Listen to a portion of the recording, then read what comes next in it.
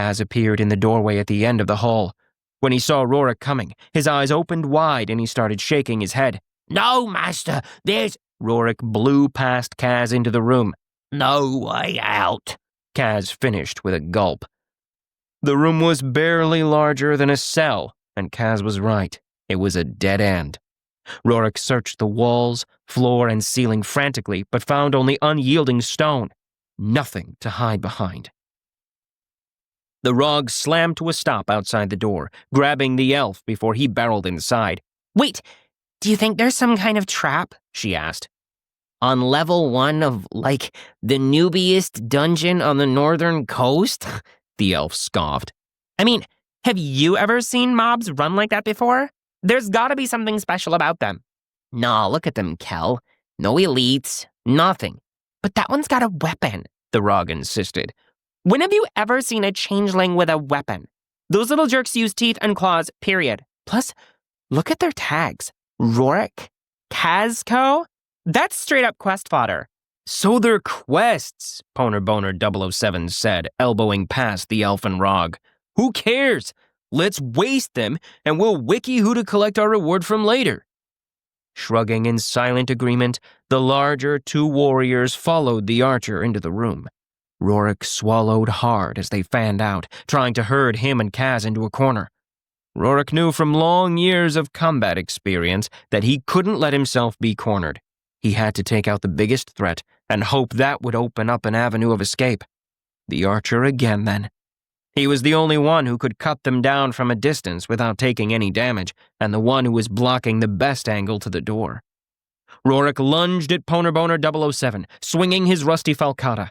An arrow thudded into the meat of his leg, making it weak with pain. The filigreed vial appeared in his vision, nearly a sixth of the red liquid draining away in a flash.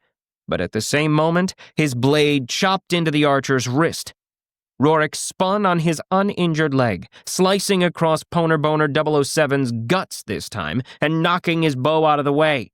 "Punk-ass little growler!"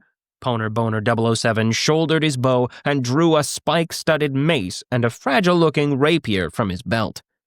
Roark darted in for another blow while the human was vulnerable, knocking off a fraction of Poner Boner 007's already disappearing red bar. "Eat steel!" the former archer screamed, taking a massive overhand swipe with the mace. Roark backpedaled. He tried to catch his balance, but Poner Boner 007 pressed his advantage, slicing the rapier through the air after him. Behind Roark, Kaz cried out in pain, surprising him. He'd forgotten he wasn't fighting alone here. There was another changeling to worry about. Another changeling basically helpless and fighting two well-armored and heavily armed warriors. He glanced over his shoulder and saw Kaz's rapidly draining red bar flashing a critical warning. A spark of panic ignited in Roark's mind. Kaz was the only creature he'd gotten any answers out of since the portal dumped him off here, and there was no telling if this world would resurrect the changeling as it had him. He had no idea what the rules were for greater vassals, and the only creature he could ask was about to be killed. In his moment of distraction, the spiked mace slammed into the back of Roark's head, knocking him flat. Sparkling white worms squirmed in the corners of his vision. He blinked, stunned. His filigreed vial was 3/4 empty and his falcata was gone. Poner Boner 007 stood over him, raising the mace for a killing blow. If ever there was a time for desperate measures, this was it. With one black claw, Roark carved a spell into the flesh of his left arm. Cantrips worked in flesh were dangerous, and he ran the risk of casting its deadly effects upon his own body, but it was all he could think to do. The air within 10 feet compresses rapidly, then ignites. The letters were clumsy from his dazed state and awkward from the stubborn resistance of his leathery blue hide, but Roark punctuated them as the mace fell. He squeezed his eyes shut, waiting for the cantrip to backfire and his entire body to combust, showering the walls with red. A boom and a flash of light shook the cell. When Roark opened his eyes, the archer lay on the floor, the last of the man's red bar draining away. It flashed as it hit 0.